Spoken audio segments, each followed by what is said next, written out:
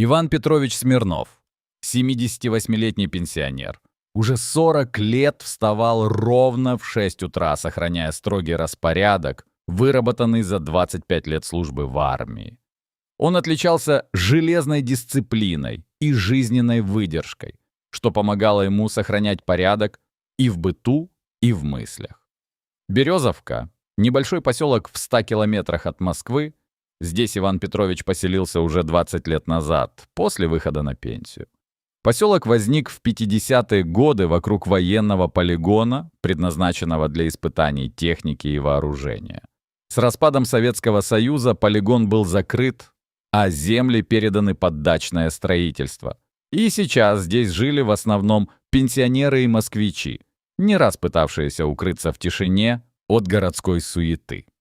Иван Петрович мечтал прожить здесь последние годы спокойно, занимаясь садоводством и пчеловодством, чтобы дышать чистым воздухом и наслаждаться природой.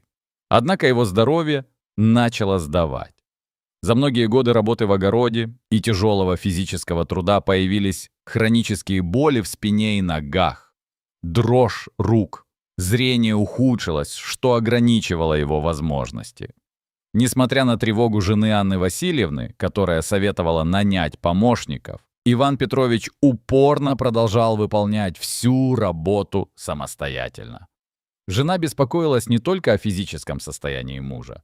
Она понимала, что слишком упрямое стремление к самостоятельности может привести к несчастному случаю. Однако старик был человеком с волей, привыкшим опираться только на себя. Вся его жизнь была посвящена дисциплине и порядку. Этот июньский день начался так же, как и все предыдущие. Иван Петрович решил проложить трубы для полива садового участка, чтобы облегчить труд и уменьшить нагрузку. Прокладка труб на участке в 15 соток была нелегкой задачей, но Иван Петрович рассчитывал завершить ее до наступления жары. Во время копки траншеи возле старой груши, которую он посадил в первые годы жизни в поселке, штыком лопаты Иван Петрович вдруг наткнулся на твердый предмет под землей. Сначала показалось, что это может быть просто крупный камень или корень, но при тщательном обкопывании почувствовал, что на самом деле это металлический предмет цилиндрической формы длиной около метра. Его опыт службы в ракетных войсках подсказал, что при внешнем виде и весе предмета это мог быть старый боеприпас. Возможно, ракета или торпеда, которая осталась с военных времен. Иван Петрович был человеком, который всю жизнь интересовался военной техникой и историей, тщательно изучал устройство снарядов, ракет и другого оружия. Обнаружение такого предмета на участке вызвало у него тревогу, но и чувство ответственности. Он понимал, что ситуация может быть опасной и требует вмешательства специалистов. Без колебаний Иван Петрович сообщил о находке в районную администрацию и одновременно связался с МЧС, чтобы гарантировать быстрый и профессиональный ответ на ситуацию. Реакция служб оказалась более серьезной, чем он ожидал. Сотрудники МЧС рекомендовали не приближаться к предмету и подготовились выехать на место. Позже к дому приехали представители администрации и военные специалисты, саперы, которые устроили полевой лагерь и начали тщательное обследование участка с использованием специального оборудования. Иван Петрович с женой наблюдали из окна, как их привычный сад и дом превращаются в эпицентр экстренной операции, понимая, что их дальнейшая жизнь изменится. Специалисты рекомендовали эвакуацию семьи для обеспечения их безопасности до окончания обследования и определения природы находки. А тем временем слухи и новости о найденном в поселке снаряде быстро разнеслись, вызывая тревогу и страх среди других жителей. Выводы экспертов подтвердили самые страшные опасения.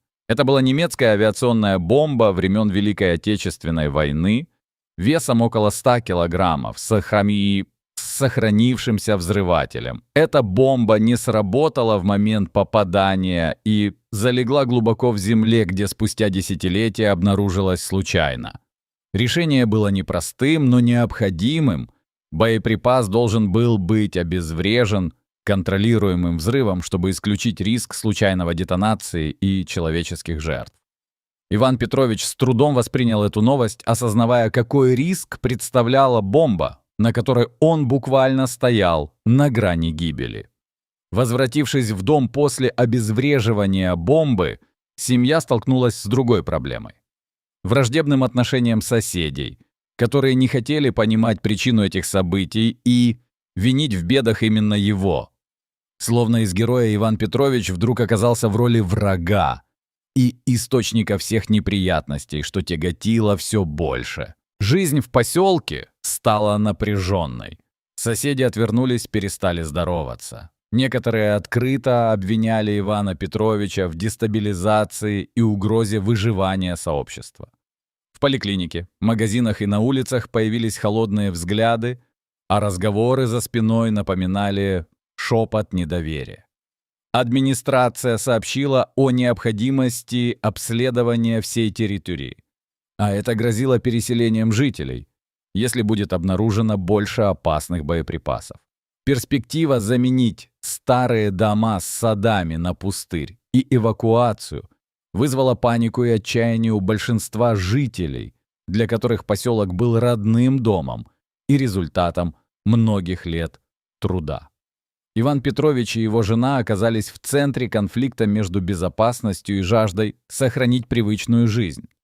Под давлением окружающих угроз и недовольства Иван Петрович был вынужден задуматься о переезде к сыну в Тулу, чему сопротивлялся из чувства привязанности к дому и принципиальности. Для него отказ от родного дома был не просто переездом. Это означало признать, что он проиграл, что его поступок принес лишь беды, хотя он действовал исключительно из гражданского долга и совести. Внутренний конфликт между желанием сохранить дом и пониманием реальности разрывал семью. Анна Васильевна также испытывала душевные муки. Ей было тяжело оставить знакомую обстановку, друзей и привычный уклад, оказаться в городе, где все чуждо и непривычно.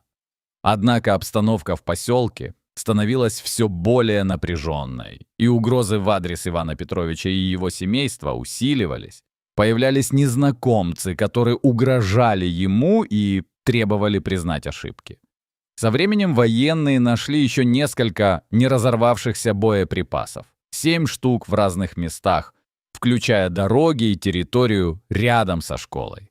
Это подтвердило страхи жителей. Поселок действительно стоял на пороховой бочке, угроза была реальной и серьезной. Правительство признало Березовку опасной зоной и предложило переселение с компенсацией, подготовкой документов и экспертизами. Новость вызвала новый виток негодования и раздор среди жителей. Часть принимала обстоятельства, другие же обвиняли Ивана Петровича в разрушении их мирной жизни. Поддержку семье выражали лишь немногие, в том числе местный фельдшер и священник, которые отмечали роль Ивана Петровича как спасителя, но их было слишком мало, чтобы изменить общее настроение. Вскоре после обнаружения очередной бомбы под домом одного из соседей давление и вражда со стороны местных достигли предела. Толпа в 70 человек собралась у дома Смирновых с криками и обвинениями. Рядом брошенные камни разносили страх и хаос. Местная милиция вмешалась, чтобы предотвратить насилие. Но Иван Петрович почувствовал, что жить в таком обществе становится невозможным. Он понимал, что здоровью и безопасности семьи угрожает не только боеприпас в земле, но и жестокость соседей, неспособность принять правду и пробачить. Эта психологическая и социальная изоляция подтолкнула его, наконец, принять решение о выезде, оставить дом, поселок и годы труда ради жизни и спокойствия любимой жены. Переезд в Тулу стал началом нового этапа жизни, но адаптация была тяжелой. Семья ощущала себя чужой в квартире сына среди городской суеты и шума, без привычного простора и природы. Иван Петрович сильно скучал по саду и тишине, часто приходил в состояние уныния и депрессии. Анна Васильевна тяжело переживала разрыв со своим привычным миром и оказалась в изоляции от социальных связей и друзей. Несмотря на поддержку сына и близких, семья испытывала острое чувство потери и отчуждения. Тем временем в Березовке продолжались работы по обезвреживанию боеприпасов. Всего было найдено и обезврежено 7 снарядов. Хотя поселок был так признан безопасным, большинство жителей уже разбежались по другим местам. Место, где жили годы, превратилось почти в город-призрак. Лишь немногие пожилые остались в заброшенных домах. Со временем Иван Петрович получил известия от бывших соседей. Некоторые благодарили за спасение, другие продолжали обвинять в разрушении их жизни и покоя. История его поступка стала известна широкой публике благодаря статье журналиста из районной газеты, посвященной гражданскому подвигу человека, который предотвратил трагедию.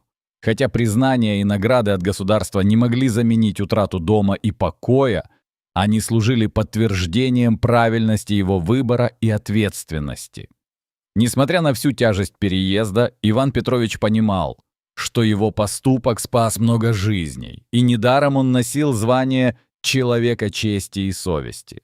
Это история о том, как долг перед обществом и честность с самим собой бывает непростой дорогой, ведущей к внутренним конфликтам и испытаниям, но необходимой для спасения жизни и безопасности людей. Спасибо, что прочли эту историю. Пожалуйста, поделитесь своим мнением и опытом. Расскажите, откуда вы и как относитесь к таким ситуациям. Подписывайтесь на канал, чтобы не пропустить новые удивительные истории о людях и судьбах, спасающих их близких и сообщества, иногда ценой собственных жизней и спокойствия.